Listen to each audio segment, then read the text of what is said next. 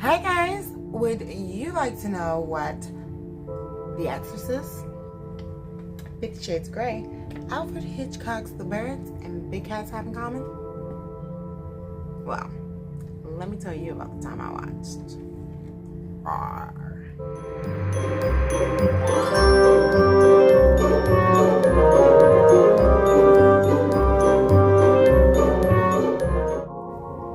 Okay, so you're ready for a little bit of a rabbit hole? Just a little bit. I mean, this has just as much twists and turns as the timelines in the Halloween franchise, okay? But, so let me tell you how we got all these connections coming up, alright? Roar was directed by Noel Marshall. Noel Marshall was married to Tippi Hedren, who starred in Alfred Hitchcock's The Birds.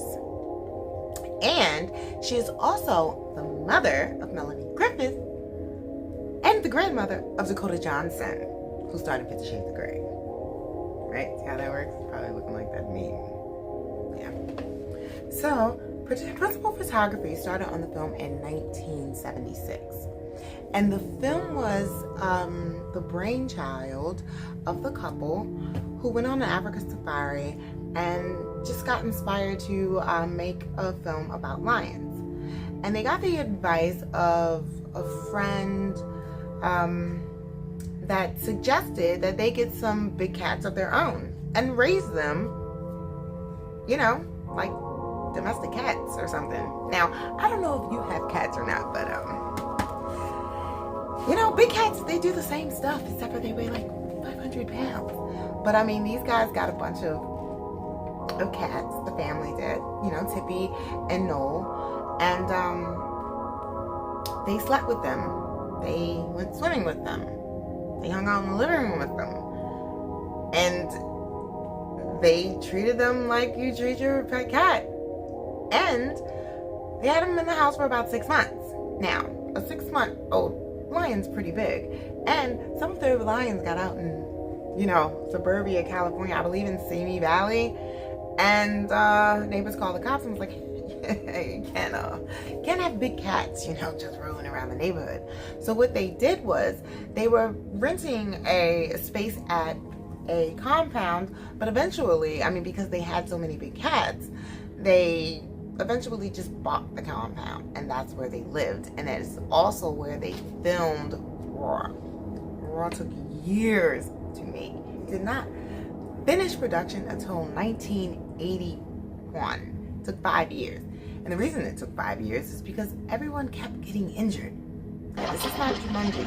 This is not the most recent film Beast. This was not CGI big cats. I'm talking about, these were real lions, real tigers, and real jaguars, and and real leopards and ligers. I mean, they had up to 150 big cats on the production of this film.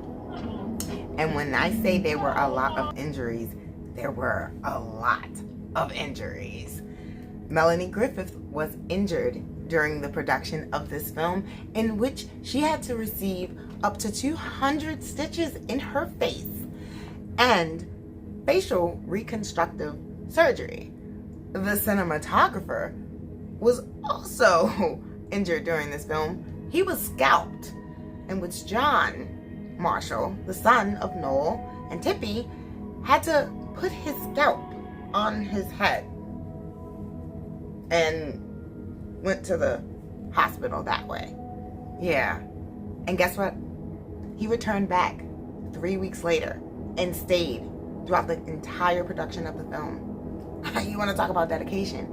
Nobody has ever, I think, to my knowledge, been more dedicated to a film than Noel Marshall and his family and the cast and crew of Roar.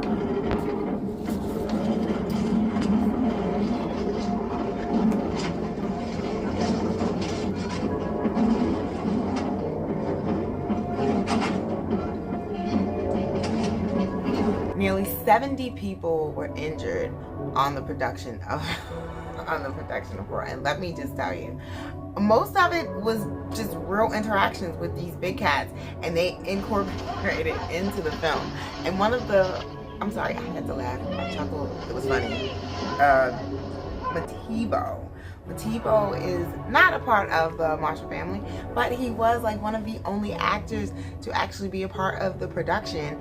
And the scenes with Mativo is actually hilarious because he's the smarter person on the film. And there's a scene in particular where he is running away from the big cats.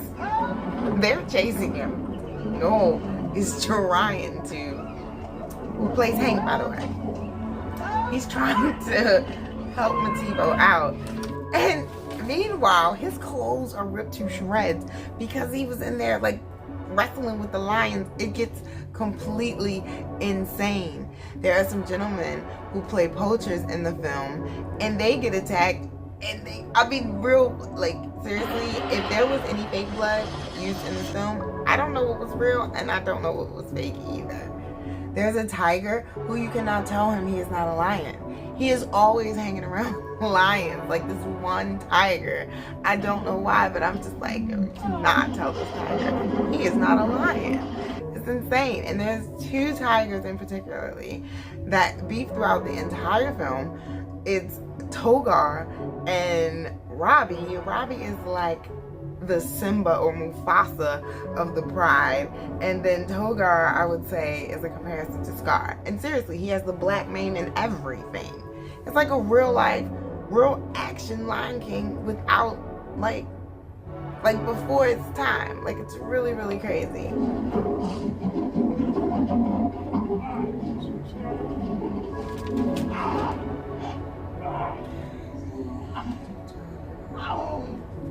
The funny thing is, John and Melanie, the two children, were actually allergic to cats, and they subjected themselves around these big cats for the entire production and actually lived with them. According to John, he said him and Melanie had to take allergy pills every day, and if they did not, they would be sneezing and coughing and all of those other symptoms of, you know, when you're allergic to an animal, which is insane. Like, why? I don't understand that, but again, you will never find a cast and crew, at least to my knowledge, that was more dedicated to the film than Noel Marshall and his family. Tippi Hedren also hurt herself on an elephant. Did I mention there was an elephant there? Yeah, she hurt herself riding an elephant between its tucks and its oh my god, I'm going blank. Between its freaking tusks and the, oh my god, what is it? Between the tusk and the trunk. Okay, we're trying. Tippi Hedren hurt herself on an elephant. Did I mention there was an elephant? Yeah, they totally had an elephant there. And she hurt herself between its trunk and its tusk. And that's totally in the film. And you can totally see Hank's injuries, aka Noel's, Melanie's, Tippi's, many of the cast and crew's injuries are right there in your face in the screen. And do you know some of them even developed gangrene? Gangrene! It's literally insane. You have to see this movie. And the crazy thing about it is that they're playing like happy, chipper Disney music when what they should be playing is like the theme music to Jurassic Park or something in the back, or the score to Jurassic Park. I mean, it is really intense. Like, when you're watching this film, like, there is no green screen, there's no blue screen. They are there with these big cats. It is happening in real time. These people are in real danger. And they sought it all the way through. The budget of this film was a whopping $17 million, and it only made $2 million in the box office, and wasn't even released in the United States until 2015, with a small release to 6 theaters and then released on DVD, in which the only family member that promoted the film was John. Everyone else was like, no.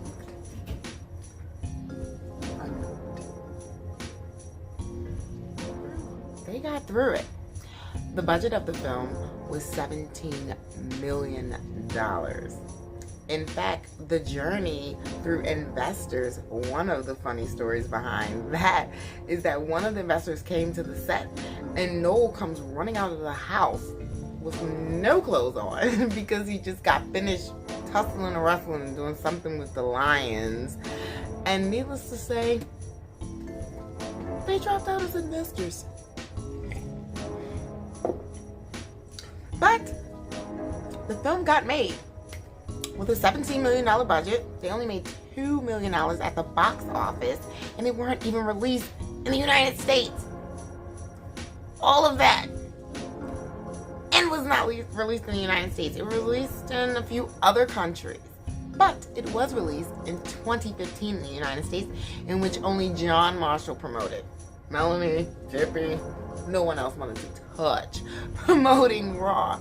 It opened in a limited release in about 6 theaters around the country and is available on DVD. Well, at least it was in 2015.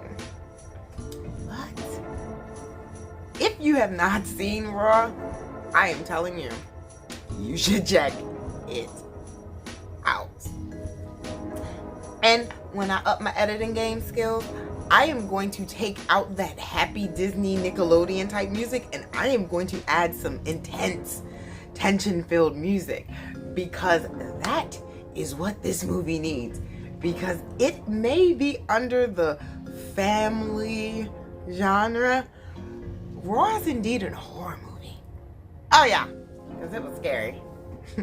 If you've seen Raw, let me know what you thought about it in the comments. I would love to know. And if you haven't and you do watch it, come back and let me know what your thoughts on Raw was. Thank you so much for watching. That's it for me in this video.